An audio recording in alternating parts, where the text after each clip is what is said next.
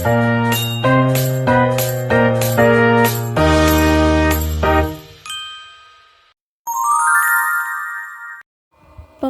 sel adalah suatu proses yang membagi satu sel induk menjadi dua atau lebih sel anak.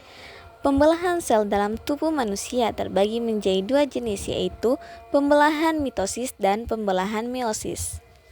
Pembelahan mitosis terjadi dalam beberapa tahap, di mana tahap pertama adalah interfase. Interfase adalah tahap persiapan, kemudian melalui tahap profase, di mana saat kromosom mulai terlihat jelas dan membran inti menghilang.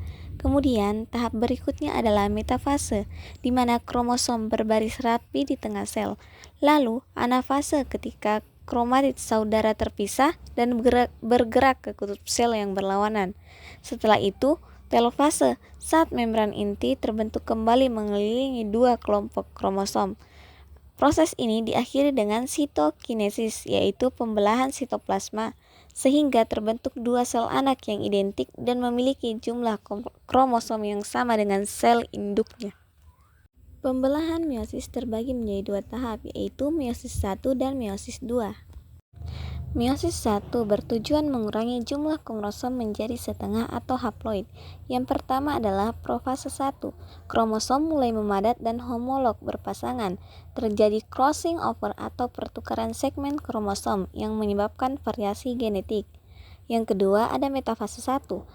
Pasangan kromosom homolog berjajar di bidang ekuator atau tengah sel. Serat spindle menempel pada sentromer masing-masing kromosom.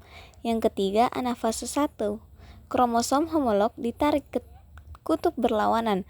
Kromatid masih tetap melekat atau belum terpisah. Telofase 1, terbentuk dua sel anak yang masing-masing memiliki setengah jumlah kromosom dari sel induk atau haploid tetapi masih berbentuk kromatid ganda. Selanjutnya meiosis 2.